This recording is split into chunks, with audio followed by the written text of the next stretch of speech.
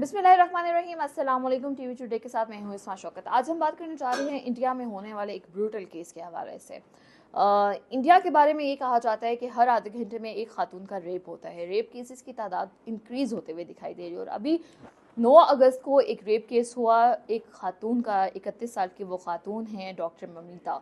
Scenario कुछ यूँ है कि जो एक हॉस्पिटल है कोलकाता में, वहाँ हॉस्पिटल में वो खातून 36 आवर्स की ड्यूटी देने के बाद रेस्ट कर रही थी और रेस्ट करने के दौरान उनको जो है रेप का निशाना बनाया गया, ज्यादती की गई और एट द एंड उनकी डेथ हो गई। थोड़ा सा बैकग्राउंड पे देखा जाए तो जो इंडिया के चैनल्स रिपोर्ट कर रहे हैं और जो पोस्टमार्टम रिपोर्ट आई है, इंडिया के चैनल्स ये रिपोर्ट कर रहे हैं कि डॉक्टर्स ने पहले कॉल करके ममिता की फैमिली को ये बताया कि जी ये जो है एक खुदकुशी का केस है।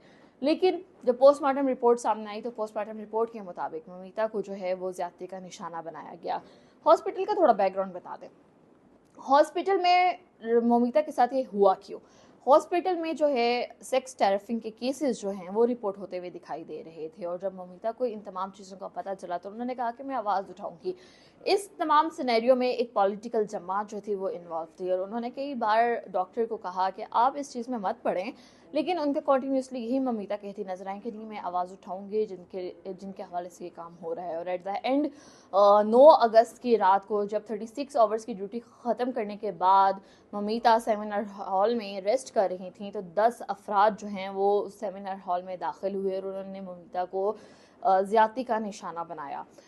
डॉक्टर्स क्यों कह रहे हैं कि खुदकुशी हुई है वो तो आपके सामने आ गया कि ये एक सेक्स टैरिफिंग का केस चल रहा था और वो तमाम चीज़ें जो है वो हॉस्पिटल के हवाले से सामने लाना चाहती थी। पोस्टमार्टम रिपोर्ट में बड़ी चीज़ें क्लियर हो गई। पोस्टमार्टम रिपोर्ट में ये बताया गया कि ममिता के साथ जो है वो रेप हुआ। स्पर्म काउंट्स जो हैं उसकी बॉडी से 150 ग्राम बरामद हुए मिले और एक मर्द का स्पर्म काउंट जो होता है वो 10 ग्राम का या 5 ग्राम का मैक्सिमम होता है। 5 ग्राम का 150 ग्राम में इनके 10 लोगों ने उसको जो है वो ज्यादती का निशाना बनाया। उसके बाद उसने जो ग्लासेस लगाई हुई थी उसका चेहरा जो है वो दीवार के साथ मारा और उसकी ग्लासेस टूटी। जब शीशा आंखों में और मुंह में गया तो खून वहां से निकला। दोनों उसकी जो टांगे थी वो राइट एंगल पे मिली जिसकी वजह से पेल्विक्स ब्रेक हो गया। उसकी हड्डियां टूटी हुई थी, उसके पेट के अंदर जख्म हुए हुए थे, उसकी बॉडी पे 46 काटने के निशान जो है वो बरामद हुए। एक खातून, मैं खातून हूँ, मैं ये बात कर रही हूँ तो मुझे मेरा दिल दुख रहा है ये बात करते हुए। बेटी बेटी होती है, चाहे वो पाकिस्तान की हो, चाहे वो इंडिया की हो, चाहे वो किसी भी मुल्क की हो, हर बेटी की इज्जत बराबर है। सवाल यहाँ पे ये पैदा होता है कि इंडिया हमेशा से पाकिस्तान के बारे में बात करता है, पाकिस्तानी बात करते हैं इंडिया के हवाले से। रेप के केसेस पाकिस्तान में भी होते हैं, रेप के केसेस इंडिया में भी होते हुए दिखाई देते हैं, लेकिन एक्शन क्या हो रहा है? कोई एक्शन हमें नजर नहीं आता। इस्लामाबाद की अगर हम बात कर लें, नूर मुकदम केस हमारे सामने, पाकिस्तान की बात कर लें, कराची इस्लामाबाद में कई रेप केसेस जो है वो रिपोर्ट किए जाते हैं। चाहे आप इंडिया की बात करें, कोलकाता में हुआ, फिर उसके बाद हमने मुंबई में देखे कई केसेस।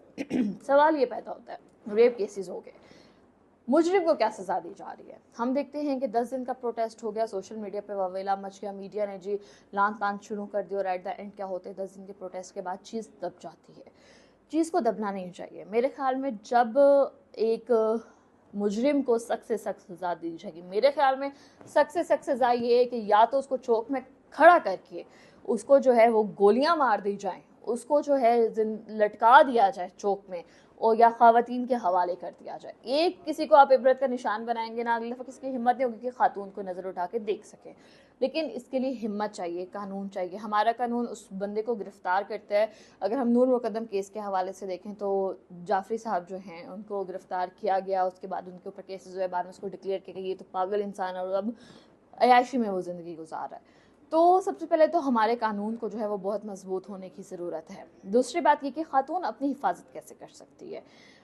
सबसे पहले मुझे लगता है कि हर खातून जो घर से बाहर निकल रही होती है, दरिंदों के डर से आप घर से बाहर निकलना तो नहीं छोड़ सकते हैं। तो एक औरत को पता होना चाहिए कि उसने ना कैसे करनी है। अगर उसके सामने कोई बंदा आ रहा है तो उसको शटअप कॉल कैसे देनी है।